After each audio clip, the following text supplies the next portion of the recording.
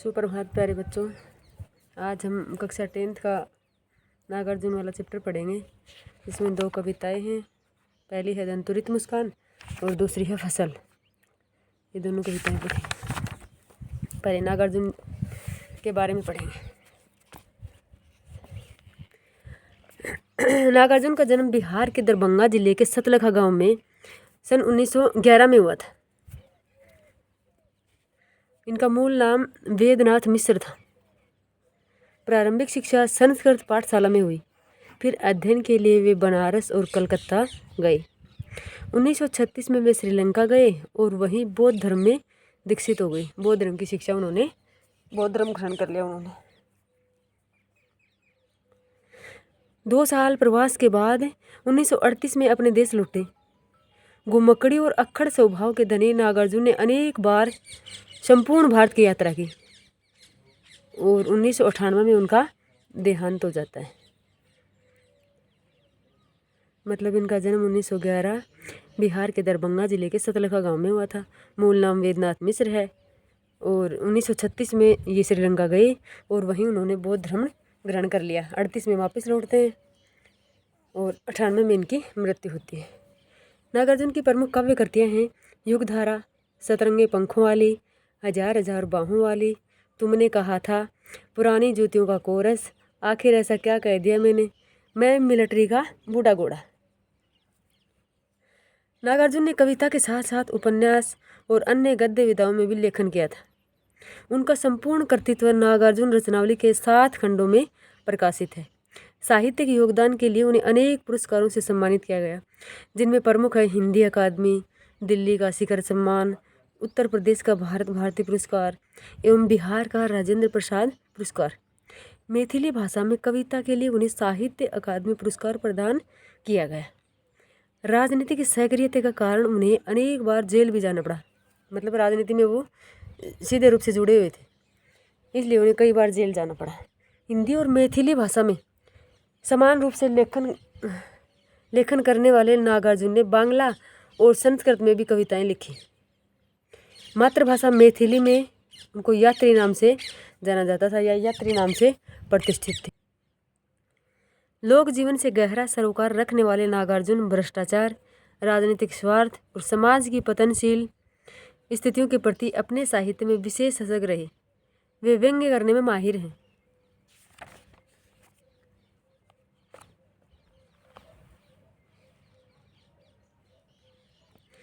इसलिए उन्हें आधुनिक कबीर भी कहा जाता है। आधुनिक कबीर क्यों कहा जाता है? क्योंकि वो व्यंग्य करने में या तीखा प्रहार करने में माहिर हैं। इस कारण उनको आधुनिक कबीर भी कहा जाता है। छायावादोत्तर दौर के वे ऐसे अकेले कवि हैं जिनकी कविता गांव की चौपालों और साहित्य की दुनिया में समान रूप से लोकप्रिय है। वे वास्तविक अर्थों में जनकवि हैं। जनकवि मतलब जनता के कवि, जनता से जुड़े कवि हैं। सामयिक बोध से गहराई से जुड़े नागार्जुन की आंदोलन धर्मी कविताओं को व्यापक लोकप्रियता मिली। नागार्जुन ने छंदों में काव्य रचना की और मुक्त छंद में भी की। पहली कविता है इनकी दंतुरित मुस्कान और दूसरी है फसल। पहले कविता परिचय पढ़ेंगे। यह दंतुरित मुस्कान कविता में छोटे बच्चे की मनोहारी मुस्कान देखकर कवि के मन में जो भाव उमड़ते हैं उन्हें कविता में अनेक बिंबों के माध्यम से प्रकट किया उन्होंने। मतलब छोटे बच्चे को देख करके, उसकी सुंदर मुस्कान को देख करके कवि के मन में जो भी भाव आते हैं वो प्रकट किए। कवि का मानना है कि इस सुंदरता में ही जीवन का संदेश है। इस सुंदरता की व्याप्ति ऐसी है कि कठोर से कठोर मन भी पिघल जाए। इस दंतुरित मुस्कान की मोहकता तब और बढ़ जाती है जब उनके साथ नजरों का बागपन जुड़ जाता है। मतलब तिरछा देखता है ना वो, तब उसका जो देखने लायक है वो और भी मोहक लगता है। दूसरी कविता फसल। फसल शब्द सुनते ही खेतों में लहलहाती फसल आंखों के सामने आ जाती है। परंतु फसल है क्या और उसे पैदा करने में किन किन तत्वों का योगदान होता है इसे बताया है कि मतलब फसल तैयार करने के लिए किन किन तत्वों का योगदान होता है ये बताया है। नागार्जुन ने अपनी कविता फसल में कविता यह भी रेखांकित करती है कि प्रकृति और मनुष्य के सहयोग से ही सृजन संभव है। मतलब प्रकृति और मनुष्य दोनों मिलकर कुछ काम करें तो कुछ भी असंभव नहीं है। बोलचाल की भाषा की गति और लय कविता को प्रभावशाली बनाती है। कहना न होगा कि यह कविता हमें उपभोक्ता संस्कृति के दौर में कृषि संस्कृति के निकट ले जाती है। तो अब हम कविता पढ़ेंगे।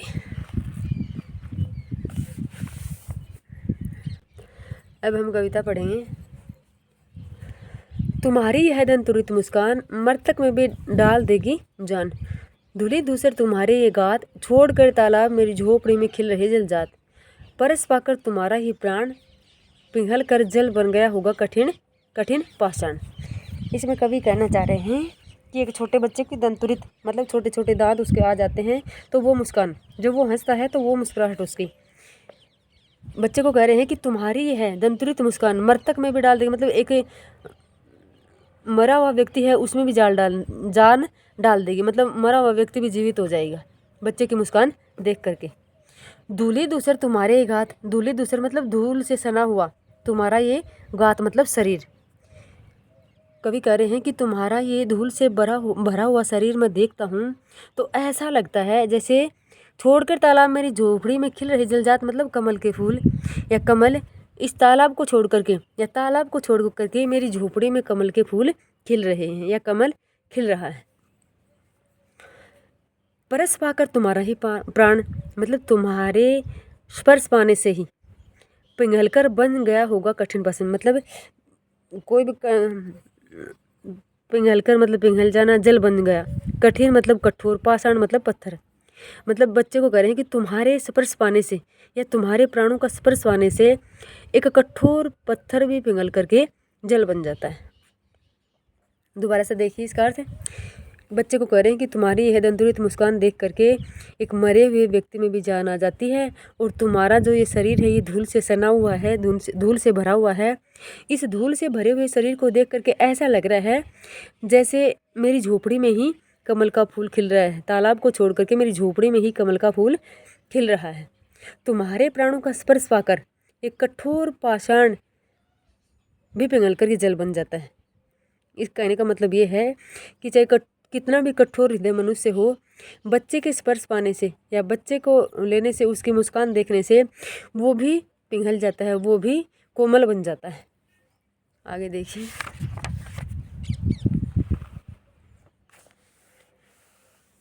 छू गया तुमसे कि झड़ने लगे शेफालिका के फूल, बांस था के बबूल। यहाँ कह रहे हैं कि तुम्हारे या तुम्हें छूने से ऐसे लग रहा है जैसे शेफालिका के फूल झड़ रहे हैं बांस और बबूल के पेड़ से। बांस और बबूल का पेड़ तो होता है मजबूती का, कठोरता का प्रतीक, और शेफालिका के फूल होते हैं कोमलता का प्रतीक। मतलब बच्चे को कह रहे हैं कि आपको छूने से बांस और बबूल होता है उससे भी शेफालिका के फूल झड़ने लग जाते हैं। कहने का मतलब ये है कि कितना भी कठोर, बांस बबूल जैसा कठोर हो वो भी कोमल बन जाता है, उसमें भी वात्सल्य की भावना, मधुरता की भावना आ जाती है। तुम मुझे पाए नहीं पहचान, देखते ही रहोगे अनिमेष। तुम मुझे पाए नहीं पहचान, देखते ही रहोगे अनिमेष। यह कवि कह रहे हैं कि बच्चा बार बार उनकी तरफ देख रहा है, तो कवि कह रहे हैं कि तुम मुझे पहचान नहीं पाए, या तेरी और मेरी कोई पहचान नहीं हुई है, इसलिए आप अनिमेष मतलब एकटक लगाए हुए मुझे देख रहे हो। थक गए हो, आँख लो मैं फिर, मेरी तरफ ही देखते जा रहे हो तो आप थक गए होंगे, इसलिए मैं ही अपनी आँखों को फेर लेता हूँ। क्या हुआ यदि हो सके परिचित न पहली बार। तो यहाँ कवि कह रहे हैं कि कोई बात नहीं है कि पहली बार में अपना परिचय नहीं हुआ तो कोई बात नहीं है। यदि तुम्हारी मान माध्यम बनी होती आज, मैं न सकता देख, मैं न पाता जान, तुम्हारी है दंतुरित मुस्कान। यहाँ कवि कह रहे हैं कि यदि तुम्हारी माँ माध्यम नहीं बनी होती या तुम्हारी माँ नहीं होती तो मैं न तो तुझे जान पाता और न तुमसे मिल पाता, न आपको देख पाता, और न आपकी ये दंतुरित मुस्कान मुझे मोहित करती, न मैं इसको देख पाता। धन्य तुम, माँ भी तुम्हारी धन्य, चिर प्रवासी में इतर में अन्य। मतलब तुम्हारी, आपको भी धन्य, आप भी धन्य हो और तुम्हारी माँ भी धन्य है, क्योंकि इन दोनों की वजह से ही, तुम्हारी माँ की वजह से ही मैंने मतलब मेरा आपसे मिलन हुआ है और आपकी दंतुरित मुस्कान मैंने देखी है। चिर प्रवासी मतलब मैं बहुत समय से दूसरी जगह था, अन्य था, और मैं यहाँ अभी आया हूँ, इसलिए आप मुझे पहचान नहीं पाए हो। इस अतिथि से प्रिय तुम्हारा क्या रहा संपर्क। अतिथि मतलब मेहमान, मैं तो इस घर में एक मेहमान के समान हूँ। हे प्रिय, यदि तुम्हारा मेरे साथ संपर्क नहीं हो पाया तो कोई बात नहीं है। अंगुलियाँ माँ की कराती रही मधुपर्क, मतलब जब से आपने जन्म लिया है तो आपकी माँ ही आपको मधुपर्क मतलब पंचामृत, और पंचामृत में 5 चीज़ें होती हैं, जैसे दही, घी, दूध, जल, शब्द, ये सब, इनको मधुपर्क कहते हैं। मतलब जो भी आपको खाने की चीज़ें थी वो आपकी माँ ने ही आपको खिलाई हैं, या आपकी माँ की अंगुलियाँ ही आपको खिलाती रही हैं।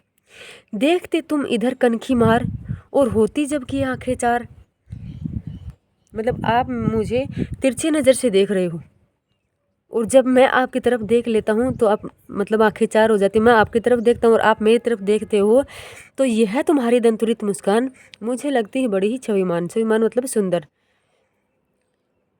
जब मेरी नज़र आपकी तरफ होती है, आपकी नज़र मेरी तरफ होती है, तो तब आप हंसते हो, तो वो मुस्कान मुझे बहुत ही सुंदर लगती है।